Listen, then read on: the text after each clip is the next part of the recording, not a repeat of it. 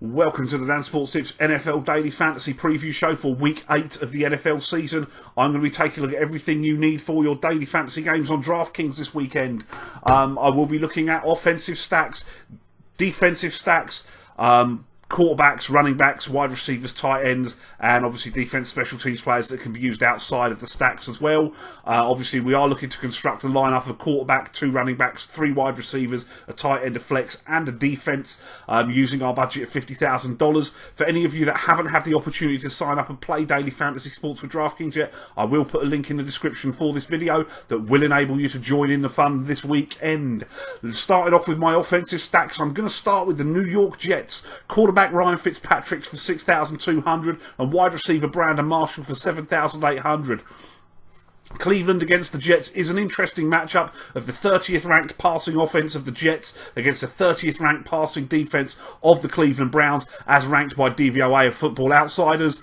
But the Jets' rushing attack has stalled somewhat in recent weeks, and Fitzpatrick looked okay when playing angrily when coming in for the injured Geno Smith last week, following having his benching the week before, and he led the Jets to the victory against a very decent Buffalo Bills team. Cleveland struggle against teams' top receivers. They ranked 30th against the team's number 1 wide receiver. Marshall qualifies as that with 28% of targets since Eric Decker got hurt. He is the main red zone threat target in this offense as well. It looks a really solid stack. If you're concerned it's too expensive, because obviously it's going to be $14,000 of your budget, you can go with Ryan Fitzpatrick for $62,000 and wide receiver Quincy Enunwa for $4,800. Enunwa, it is safe to say, does qualify as the number 2 with Decker out of the picture. Cleveland are just as futile against number 2 receivers. They're ranked 31st against those according to DVOA. Enunwa can look to build on his 69-yard touchdown catch against Buffalo that did save his fantasy day last week. He did not do a lot more about that. I'm not sure that Joe Public is ready to trust Fitzpatrick again, even against the Browns defense, so it could be lower owned than it probably should be as well.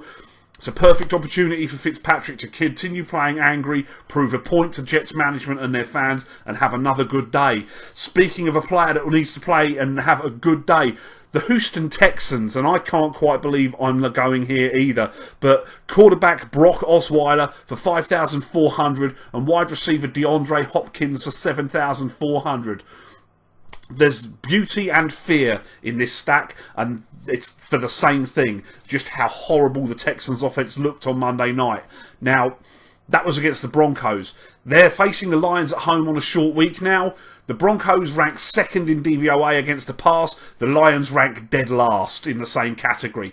They're also particularly bad against teams' number 1 wide receivers. This stack scares me a little bit, but ultimately it's a poorly performing stack to this point of the season that's just had a horrible game on a nationally televised game against a really good pass defense. Now it faces the worst. That should be a lot better for them this week. It should be good for us from ownership perspectives. It feels like a lottery ticket, even though it's not that cheap. But I'm going to roll with Osweiler and Hopkins in at least a few of my lineups this week. The Tampa Bay Buccaneers. Quarterback Jameis Winston for $5,700. Wide receiver Mike Evans for $8,100. The Buccaneers face an improved but still poor Oakland Raiders defense as the run of Oakland's games in the early time zone on the East Coast continues. Evans is now priced as a top receiver, and he should be. As mentioned last week, his numbers spike in this offense when Vincent Jackson is absent, as continues to be the case here, and he paid off for us last week. Against the Raiders, he's well worth a stack with Jameis Winston, who does add some upside with his legs as well. Evans is the main red zone threat on the offense. The only concern is that Winston has clipped the 300-yard passing mark just one time this year. As the Bucs continue to run the ball effectively, they should be able to do that today, this week as well. Though I imagine the Raiders will score some points as they match up quite well with the Buccaneers defense, and a shootout obviously helps the points total, obviously helps the chances of Winston getting to that 300-yard threshold to gain the bonus points as well. And the final offensive stack I'm looking at today, the New England Patriots. Quarterback Tom Brady for $7,600 and wide receiver Chris Hogan for $4,400. The Patriots will look to avenge their sole loss on the season to the Buffalo Bills. We may well see something of an ownership drop, as the Patriots have not looked like the offense that everybody expected they would be when Brady returned over the last 2 games. Hogan is their main deep threat receiver. This works out for us for 2 angles, really. For the Patriots, firstly, the Bills have had some issues defending the deep ball this year. And secondly, Chris Hogan was a Buffalo Bill last year. You know what Belichick's like. He likes to troll teams. He especially likes to troll Rex Ryan. Both Hogan and Belichick, I think, will be motivated to feed the ball to Hogan and him to have a big game, as I'm sure that they are going to try and get the ball to him regularly and often deep down the field in this game. I think that certainly Hogan will be one of the lesser-owned players alongside Brady and Stacks, but I think he's the number one choice. Moving on to defensive stacks, there wasn't one I felt confident enough to put up. Maybe the Denver Broncos is one that you could use, but in all honesty, San Diego's offense, despite the game being in Denver, San Diego's offense is good enough that it kind of put me off a little bit, but I do think there's obvious sack potential behind that offensive line for Phillip Rivers, who's not the most mobile quarterback, and we'll get to the running back situation in Denver in a bit. I'm going to move on to quarterbacks now. Alex Smith of the Kansas City Chiefs for 5,800. Smith, granted, does not throw the ball down the field, and the Chiefs like to run the ball first and foremost, but they do have a soft matchup this week against a poor Colts defense. There is no real stack with the Chiefs with a wide receiver as the ball gets shared around. Smith hasn't put up 300 yards for bonus points since week 1 against San Diego, but Indianapolis are an offense that is capable of scoring points. I think this game will go the full 4 quarters. It's not going to be a blowout, so I like Smith's chances for solid output relevant to his price this week. He's probably a cash game play rather than tournament, due to a reasonable lack of upside, shall we say, but I do think he's a reasonable lineup to be considering, a reasonable option to be considering for your lineups. And Russell Wilson of the Seattle Seahawks for 7,200. Wilson himself hasn't exactly put up big numbers this year. His rushing numbers are down, which has been a big part of his value in fantasy. Coupled with the pedestrian running offense for the Seahawks this year, he has been forced to air the ball out a bit more. Now, a matchup with the Saints, who do always seem to put points on the board at home, regularly scoring 30, and they can't stop a thing defensively, does seem an ideal sort of scenario for a shootout. Wilson could well have a big day in that scenario, in what's likely to be a track meet with the teams going up and down the field in the dome down there in New Orleans. At running back this week, Frank Gore of the Indianapolis Colts for 4,700. Gore has no competition for carries in the backfield in Indianapolis. We're obviously looking for volume when it comes to running back. This makes him an attractive option to start with. He did have a solid game last week, bagging a receiving touchdown. Kansas City are one of the top defensive units covering running backs in the passing game, but they haven't done a good job stopping the run this year. So while Gore is less likely to see action, I would think, receiving this year, he will get his touches against a defense that ranks 19 against the run in DVOA. In a similar matchup 2 weeks ago against Chicago, the 20th ranked rush defense by the same metric, Gore amashed 75 rushing yards at a rate of 5.4 per carry. He offers consistent production, and while he may lack the ceiling for tournament play, he's a very solid cash option, and at the price also enables you to pay up elsewhere for high upside. Running back Christine Michael of the Seattle Seahawks for 7,300. Christine Michael almost has the perfect matchup for the struggling Seattle rushing attack prior to Thomas Rawls' likely return next week. New Orleans ranked 28th in DVOA against the run, and Seattle on the road will likely try to run the ball far more effectively than they've managed against an excellent Cardinals defense last week to try and keep the Saints offense off the field as best they can in the dome in a game that could be a shootout. And this is make or break for Christian Michael. If he doesn't play well this week, then he's going to end up losing the job to Thomas Rawls when he's healthy, whether that is next week or in subsequent weeks. Jacquizz Rodgers of the Tampa Bay Buccaneers for 5,800. We used Rodgers last week as he had a large workload with Martin and Sims injured for the Buccaneers.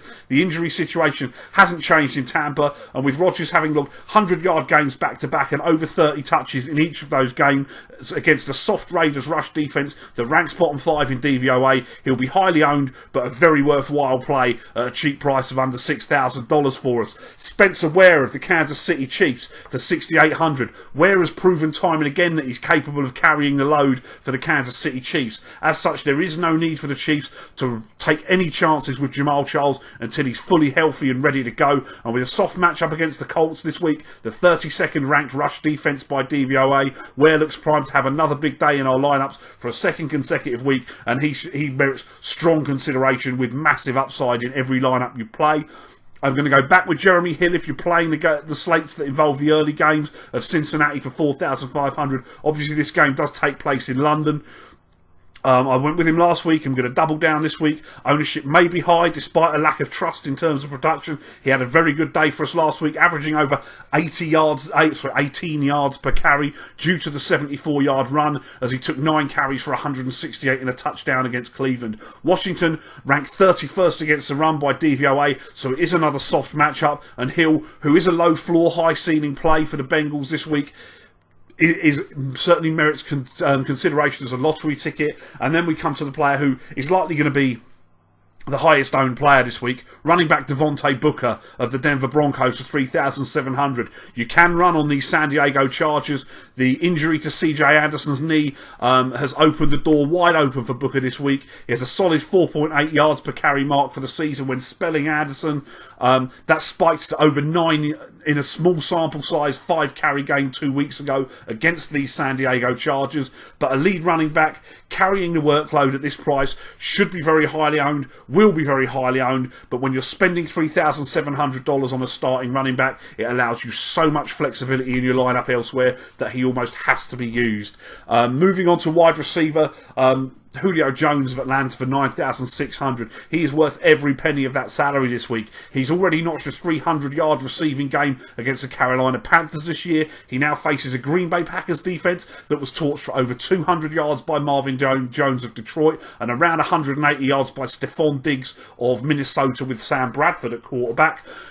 Julio Jones is far superior to both of those players, and with Green Bay's excellent run-stopping defense, there's every chance that the Falcons are going to be forced to throw the ball. That gives us tremendous upside with Julio Jones this week. Wide receiver Andrew Hawkins of the Cleveland Browns for $3,000. The obvious play against the Jets' 31st pass-ranked defense is to play Terrell Pryor. However, he's been a little banged up. He was out there basically as a decoy for the Browns last week and targeted just 4 times. We have a question at quarterback for this, whether it will be Kevin Hogan or Josh McCown, but the Jets could do well, the Browns could do well to send Pryor out again, as the Jets defense ranks a hair above average by DVOA against number 1 receivers, and they are dreadful against number 2 wide receivers. Hawkins, I think, qualifies as that, plays a bit in the slot as well, but for a minimum of $3,000 price, he's another player that is a lottery ticket that you can stick in your tournament lineups and certainly pay for upside and guarantee production elsewhere with the likes of a Julio Jones. Wide receiver Willie Snead of the New Orleans Saints for $5,800. I'm not going to shy away from the Seattle Seahawks. The question that we need answering really is, who do we think is the number 2 receiver on the Saints, Snead or Thomas? I'm leaning towards Snead. Thomas, the way the Saints often line up, they stick Thomas on the side that will be occupied by Richard Sherman this week. Snead plays a lot in the slot. They swap him and Cook and Brandon Cooks around. So I actually think Snead has upside this week, certainly in the slot, but particularly if he lines up on the opposite side from Sherman. Whoever operates on that side of the field is the best bet to perform against the Seahawks. They're ranked 25th in the league defending the pass on the side away from Richard Sherman. New Orleans move the ball in their home park. Seattle often starts slow on the East Coast in the early time zone as well. I like one of Snead or Thomas, and as I say, I think it will be Snead to have a good game here with low ownership as people shy away from the excellent Seattle Seahawks defensive unit. Ty Montgomery of the Green Bay Packers for $5,300. It's a stunning matchup for Montgomery, who as a receiver has been lining up in the backfield due to injuries to the Packers running backs.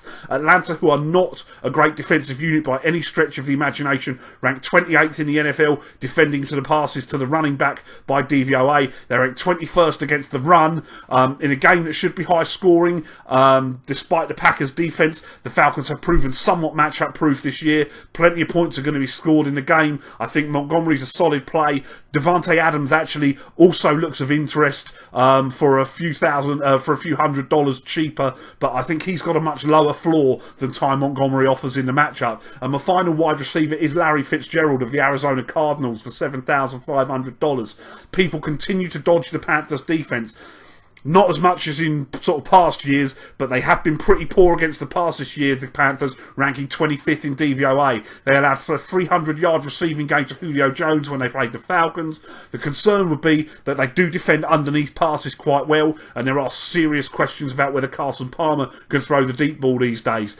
Carolina, as evidenced by that Julio game, do struggle against the top receiver on teams they face, and a banged-up Cardinals receiving unit that hasn't got better than Larry Fitzgerald.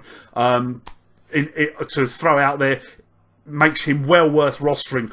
I will say at 7,500 he is priced a touch higher than I expected, but as I say, I do believe him to be worthy of consideration in the matchup, and on a basis that he could be quite low owned. I've got two tight ends to throw out there this week. Jimmy Graham of the Seattle Seahawks for 6,100. Graham has been used more this year since his return after missing the majority of last year through injury. It does look like the Seahawks have found out how to utilise a tight end who has got two 100-yard games already this year, but just a single touchdown. New Orleans have a poor pass defence and are not effective against tight ends. This is a matchup that you know Graham's going to be motivated to play well without a doubt, having been traded from New Orleans to Seattle. Seattle are throwing the ball in more this year, in no part due to Wilson's leg ailments, you would assume.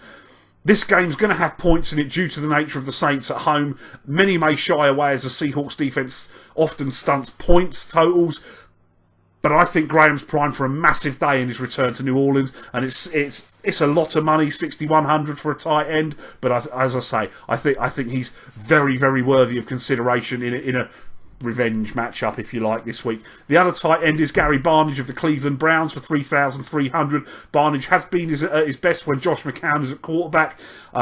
It looks likely from reports that McCown will start this week. He was the best tight end in football, bar none, last year on a points-per-game basis with McCown at quarterback for Cleveland.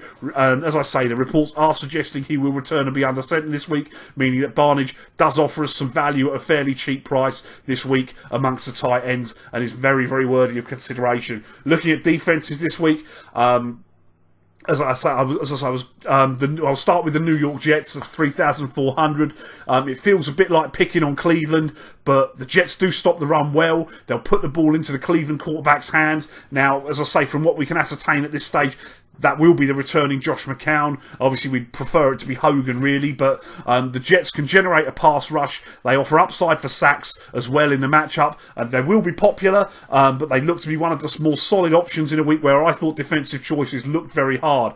Obviously, if you're playing a full weekend slate, then Minnesota on Monday against the Chicago Bears and Jay Cutler look rock solid as well. They have been a turnover machine, Minnesota, and obviously Cutler's often good for an interception. Maybe they'll even take it back for 6. And as I sort of mentioned the Denver Broncos earlier on, the only reason I'm not putting them up is just San Diego's offense is good enough that it does unnerve me a little bit. But I think they could be maybe worth a stack. Devontae Booker, Denver Broncos, but I just didn't feel that strongly about it to actually put them up. That is what I've got for you this week. Please do let me know how you get on Twitter. Send me a screenshot of any winning lineups that you got, that any assistance I've offered you has helped. Give me a follow on Twitter at dansports.tips, as I say. Please do like the video. Don't forget to subscribe to my channel. Let me know in the comments who you're using in your lineups this week. If there's anyone you think I've missed out that I should be considering. Best of luck with your lineups. See you next week.